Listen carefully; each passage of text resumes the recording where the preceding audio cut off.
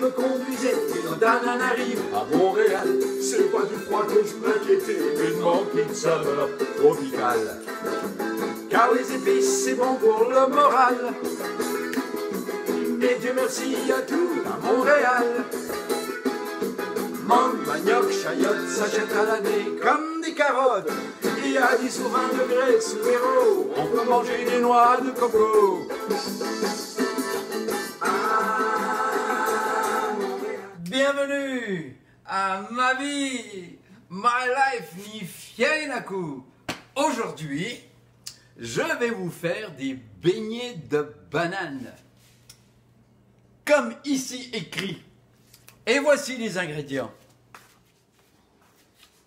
Alors, pour ma recette de pâte pour les beignets, j'ai besoin de 250 ml de farine, dans lequel je vais mettre une cuillère à table de levure chimique, une cuillère à table de fécule de maïs, qui est rebelle, voilà, une pincée de sel, on reste là. On va mettre une cuillère à table ou 15 ml de sucre. On va bien mélanger ça. Voilà. Passons pour mes ingrédients secs. Maintenant, ici, j'ai 2 blancs d'œufs dans lequel je vais rajouter 100 ml d'eau. Je vais battre mon œuf et mon eau dans lequel, voilà, comme ça, dans lequel je vais rajouter quelques gouttes de vanille. Et là, vous vous dites, un chef de Madagascar qui n'utilise pas de la vraie vanille. Ben oui, ça arrive, je suis en panne de vanille, mais le résultat sera bon. Donc, on prend ce mélange qu'on va verser. On va verser dans la pâte. Voilà, comme ça, tout d'un coup. Et on mélange, et on mélange, et on mélange. Et on mélange, et on mélange. Voilà. On mélange bien. Voilà.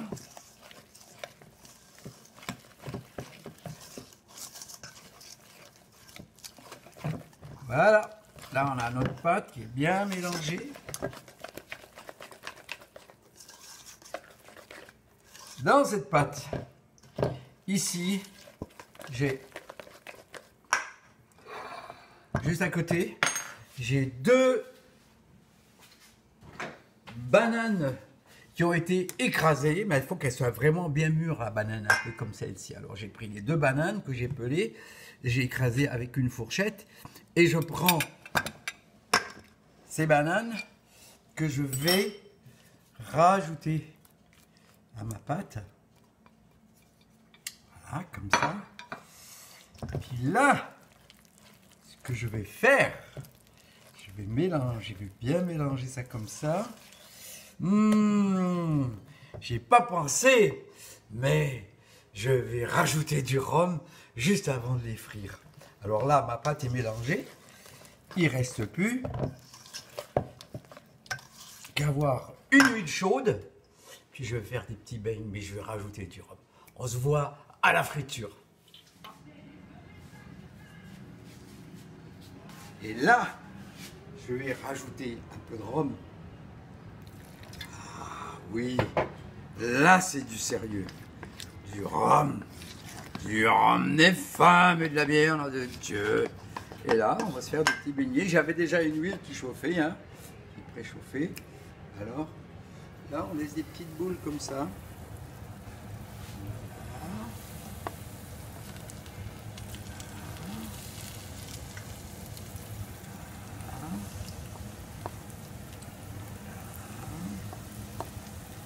Et on laisse colorer, on laisse colorer. Quand ça commence à flotter,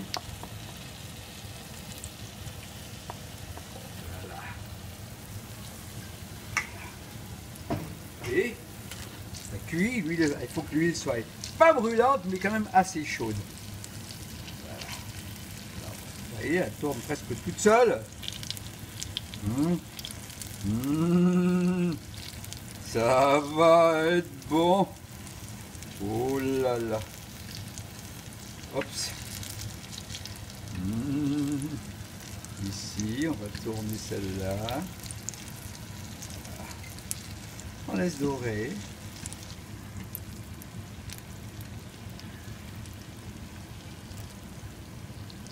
Et quand elles sont dorées, on va les retirer. On va les saupoudrer de sucre. Et on a une belle petite collation ou un beau petit dessert avec une boule de crème glacée. Une boule de crème glacée. Oh, ça va être bon. Ok, elles sont assez dorées. Là, on les retire. On va les déposer sur un papier buvard. Comme ça. Alors, on peut soit parsemer de sucre ou, si on est vraiment cochon, du sirop d'érable. Ma blonde a dit. Vous voyez, ça comme ça. Gros plan sur ses beignets. Voilà, alors comme ça on fait juste les saupoudrer de sucre. Et puis voilà, on les mange. Alors je vais voir s'il y en a une qui est prête à manger. Oh, c'est trop chaud, je ne veux pas m'enrouler, mais là. On lave les mains, on tourne dans le coude, on met un masque si on sort pas, on reste confiné. Et Mangue, manioc, chayotte s'achète à l'année comme des carottes. Il y a 10 ou 20 degrés sous l'héros. On peut manger des noix de coco.